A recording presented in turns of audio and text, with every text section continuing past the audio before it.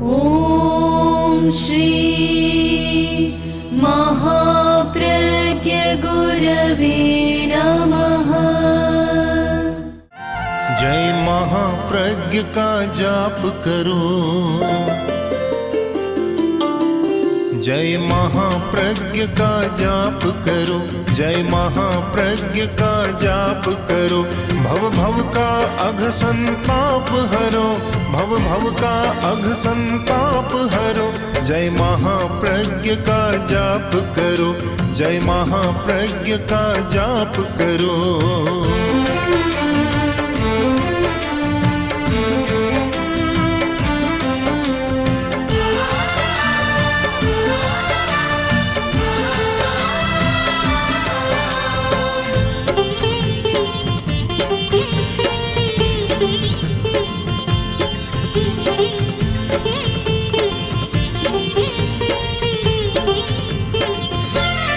मैं शक्ति में विश्वास करता हूँ, अब नहीं बचपन से ही।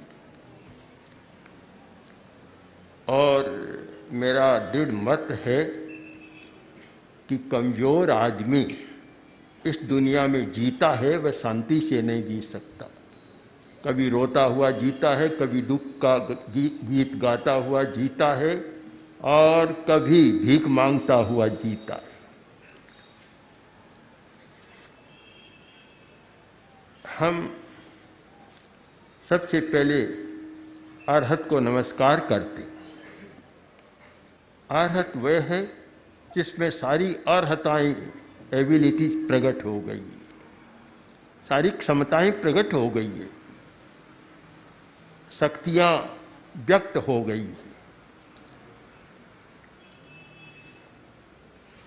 अब शक्ति के लिए जिन स्रोतों के उद्घाटन की और जिन उपायों और साधनों के अभिव्यंजना की जरूरत है, उन पर हमें विचार करना चाहिए कि कौन सा स्रोत है जिससे हमारी शक्ति बढ़ती रही, कौन सा साधन है जिससे हमारी शक्ति अभिव्यक्त होती रहे।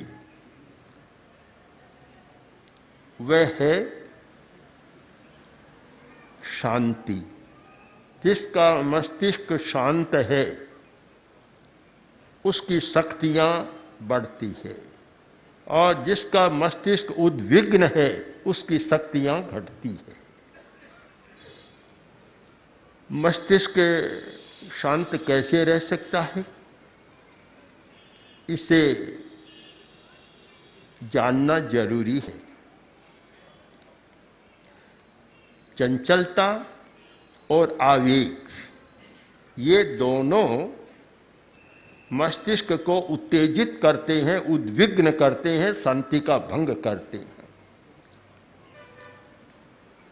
प्रेक्षा ध्यान और जीवन विज्ञान में इसी पर विचार किया गया और इसी आधार पर प्रयोग निर्धारित किए गए कि हमारी एक बड़ी शक्ति है एकाग्रता, कैसे प्रकट हो और चंचलता कैसे मिटे। मन की चंचलता बहुत व्यथा पैदा करती है, विघ्न बाधा पैदा करती है।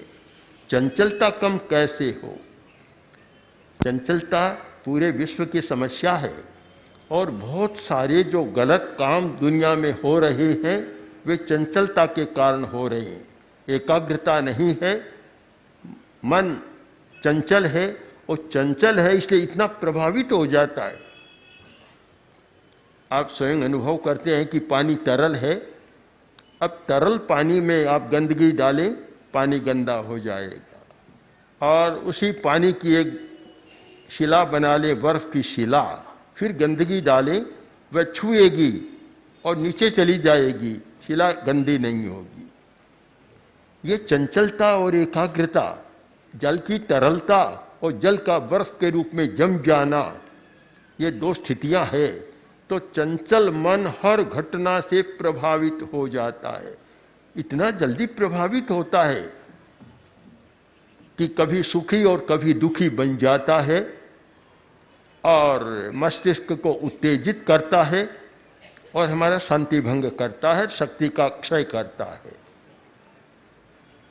हमने जीवन विज्ञान में विद्यार्थियों के लिए जो समायोजना की उसमें यह है कि उनको एकाग्रता का अभ्यास कराया जाए, एकाग्रता बढ़े।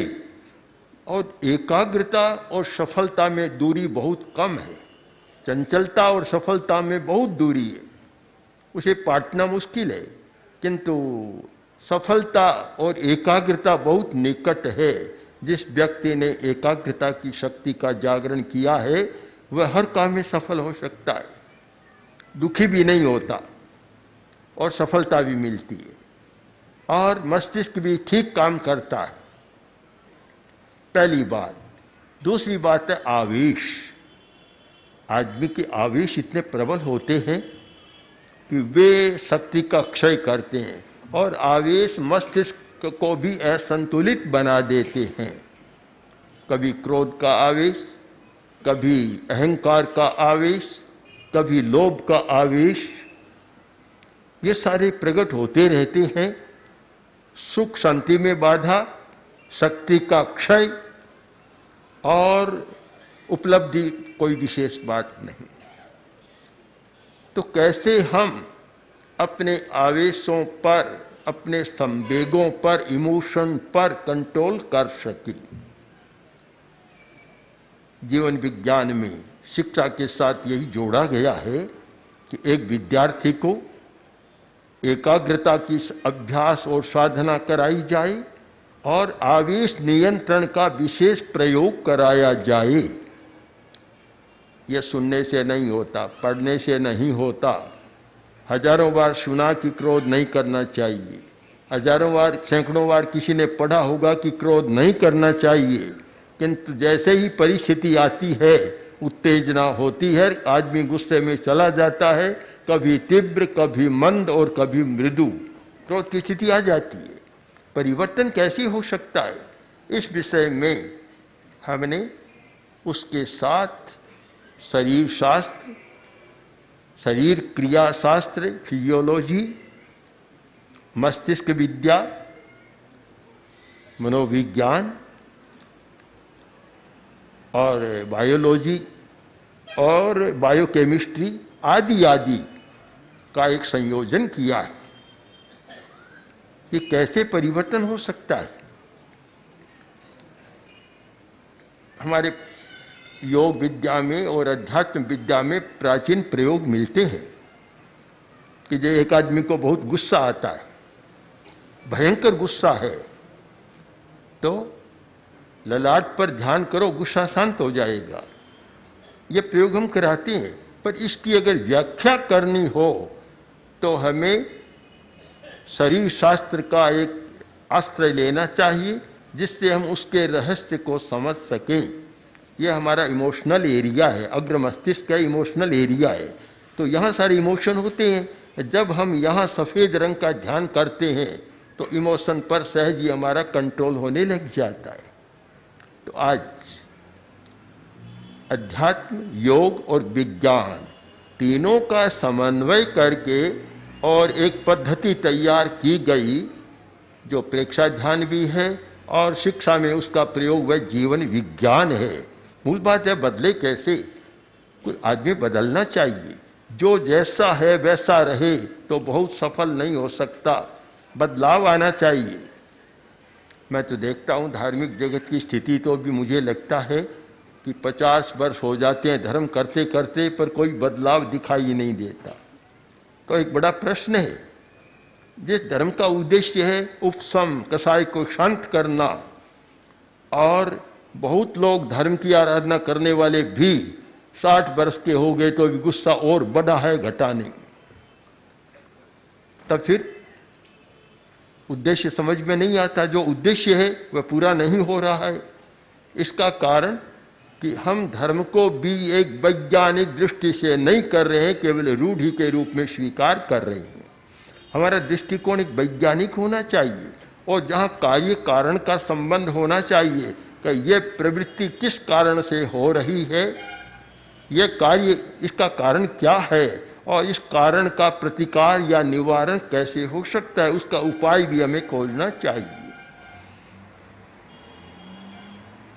आदमी का व्यवहार बहुत महत्वपूर्ण मुद्दा है। जहाँ दो है वहाँ व्यवहार का आता है, अकेला है वहाँ अध्यात्म की बात हो सकती है, किंतु जहाँ दो हो गए वहाँ अध्यात्म नहीं, वहाँ व्यवहार प्रधान होगा कि एक व्यक्ति दूसरे के साथ कैसा व्यवहार करता है। बुरा न माने,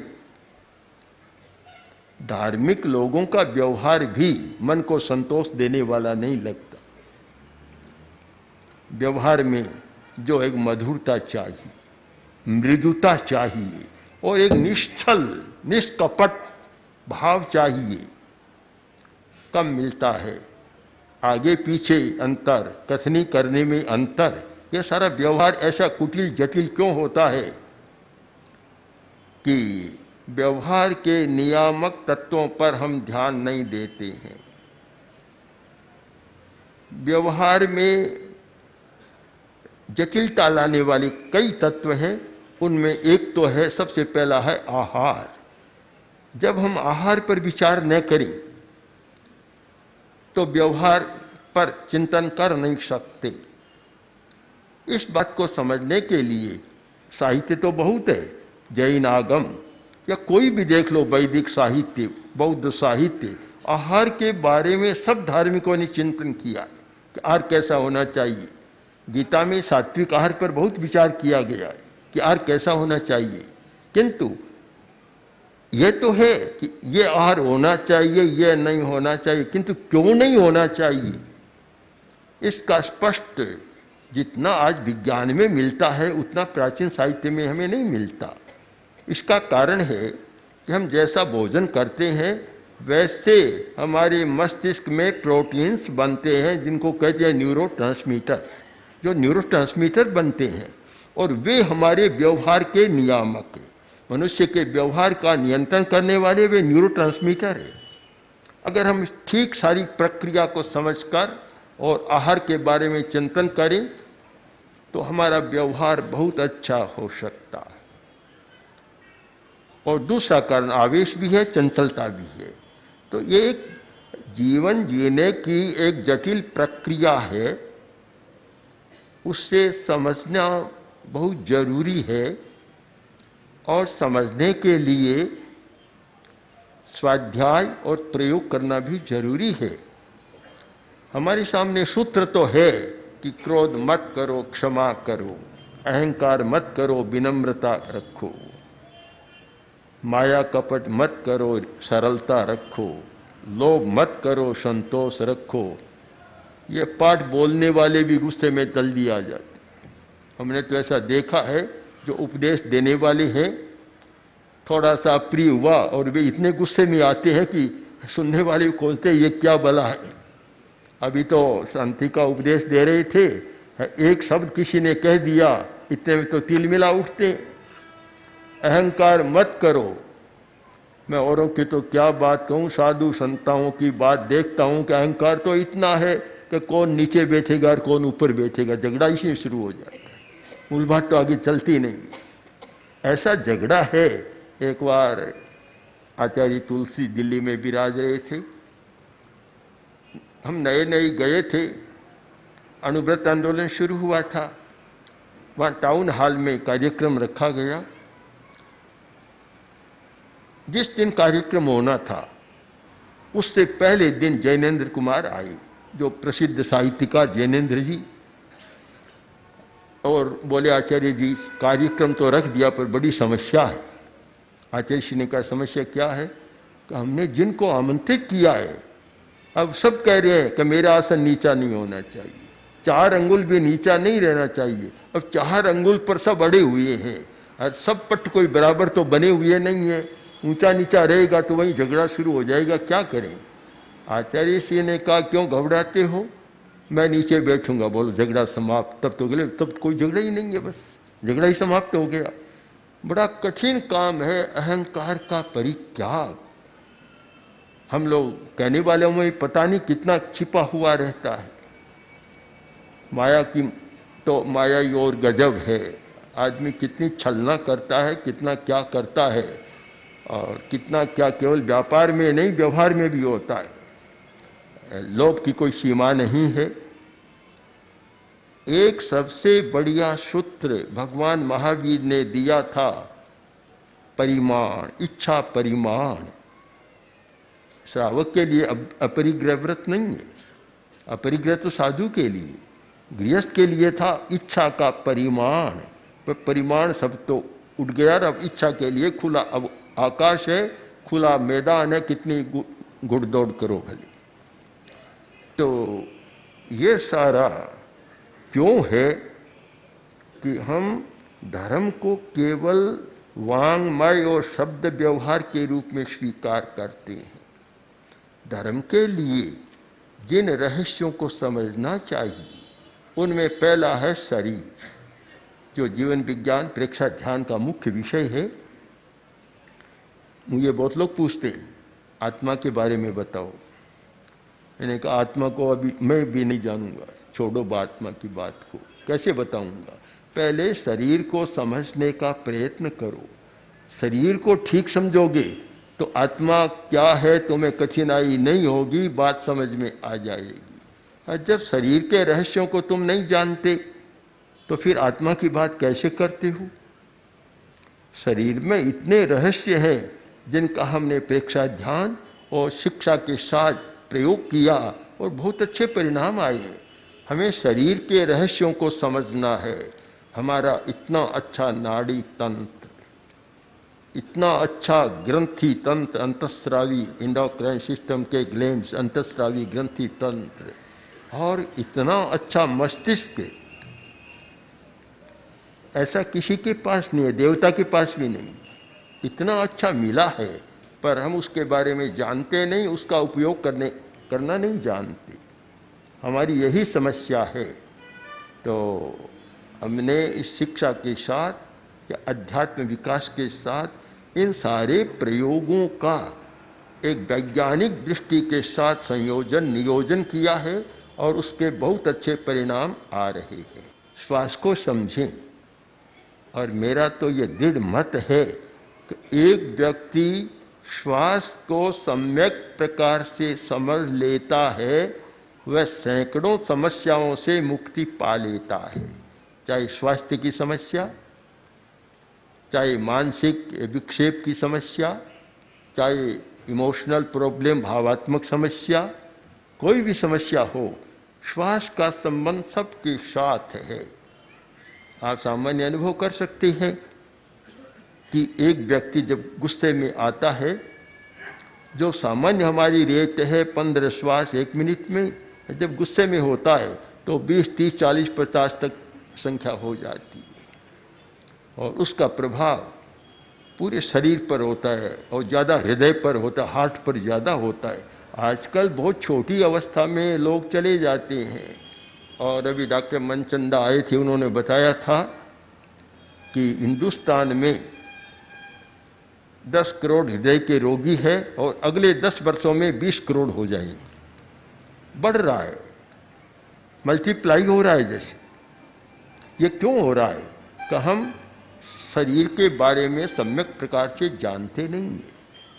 यानी धर्म को जैसे समझना चाहिए वैसे हम समझे तो मेरा विश्वास है कि धार्मिक आदमी कम बीमार होगा, अपेक्षाकृत बीमार कम होगा, क्योंकि उसका दृष्टिकोण सम्यक दर्शन का सकारात्मक रहेगा, आवेश पर नियंत्रण रहेगा, मन की चंचलता कम होगी, श्वास लेना सम्यक प्रकार से जानेगा तो बीमारी को अवकाश कम मिलेगा। और इसलिए मिलेगा कि जब ये सारी क्रियाएं होती है तो हमारा इम्यूनिटी सिस्टम बहुत मजबूत रहता है, और ये सब हैं जो इम्यूनिटी सिस्टम को कमज़ोर करने वाली है।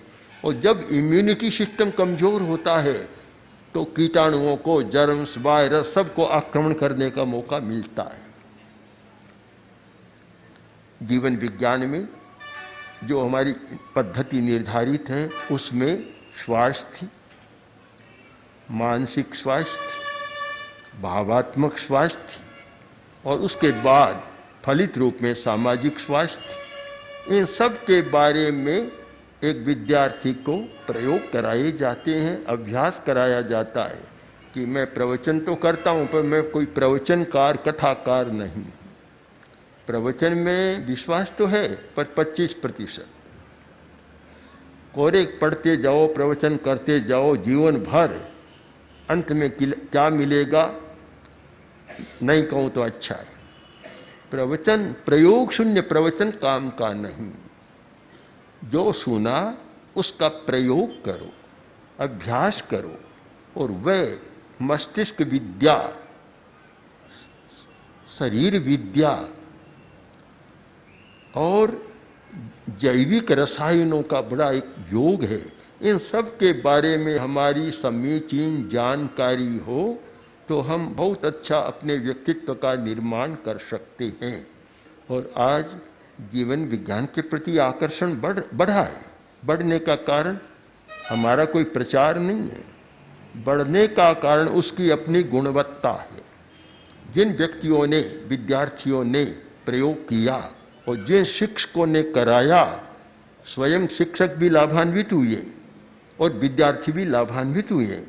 मुझे याद है पूज्य गुरुदेव आचार्य तुलसी दिल्ली में विराज रहे थे और वहाँ ये जीवन विज्ञान का प्रयोग चलता था।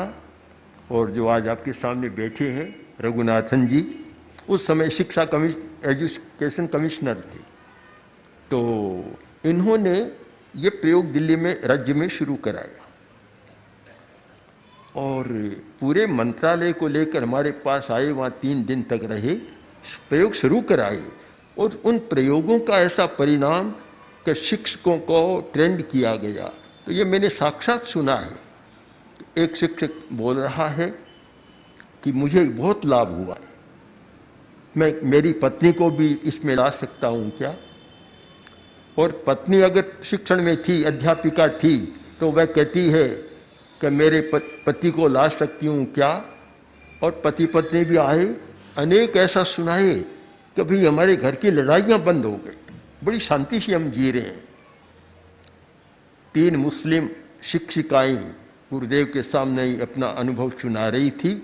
उन्होंने कहा कि हमारे घर में इतनी शांति हो गई, अब जैसे हमारे लिए नमाज पढ़ना अनिवार्य है वैसे जीवन विज्ञान का प्रयोग भी अनिवार्य बन गया। तो ये कोई प्रवचन से, पाठ पढ़ाने से नहीं हुआ, प्रयोग से हो सकता है। आज हमारी स्थिति यह है कि वांग्मय तो बहुत चल रहा है, वांग्मय, वाणी का व्यापार। जैसे व्यापारी बाजार में व्यापार करता है तो हमारे पंडित साधु लोग वाणी का बहुत व्यापार करते हैं। पूरा बाजार खुला हुआ है, बहुत चलता है, किंतु प्रयोग शून्य बहुत काम नहीं देता। इस बात को संपन्न करूं कि वाणी का व्यापार कैसा होता है। राजस्थान की एक कहानी सुनाऊं। कोई सेठ जी का जन्मदिन था, बहुत लोग आए, एक बारह जी भी आए। राजस्थान में 12 चारण होते हैं, गिरदावली गाते हैं, और महाराणा प्रताप के समय उन्होंने बड़ा काम किया था। आज भी बड़े बड़े कवि अच्छे हुए हैं। 12 जी आए, सेठ जी की गिरदावली बोली, सेठ जी खुश हो गए, बोले 12 जी कल आना, 1 मन अनाज दूंगा। 12 जी भी खुश हो गए। दूसरा दिन हुआ, सूर्योदय हुआ, 12 जी आए, सेठ जी नमस्कार। सेठ जी बोले 12 जी कैसे आए हो? आप भूल गए क्या? आपने कहा था कल आना, 1 मन अनाज दूंगा। कि 12 जी बोले आदमी हो, तुमने बोलकर मुझे राजी किया और मैंने बोलकर तुम्हें राजी कर दिया, लेने देना कुछ नहीं है, चले जाए। शायद ऐसा ही होता है, प्रवचनकार अच्छा प्रवचन करता है, लोग राजी कर देते हैं, महाराज बहुत अच्छा प्रवचन किया। श्रोता को वह बहुत आगे कोई फलित होता है मुझे नहीं लगता। जब तक जो सुना उस पर घंटों तक मनन, चिंतन, निधिध्यासन, मंथन न किया जाए तो बहुत कोई सार ऐसा नहीं लगता। तो जीवन विज्ञान की पद्धति यह पाठात्मक, प्रवचनात्मक नहीं, यह प्रयोगात्मक पद्धति है। और कोई भी प्रयोग करके देख सकता है कि कैसे परिवर्तन होता है। ओम श्री महाप्रज्ञ गुरवे नमः। ओम श्री महाप्रज्ञ गुरवे नमः।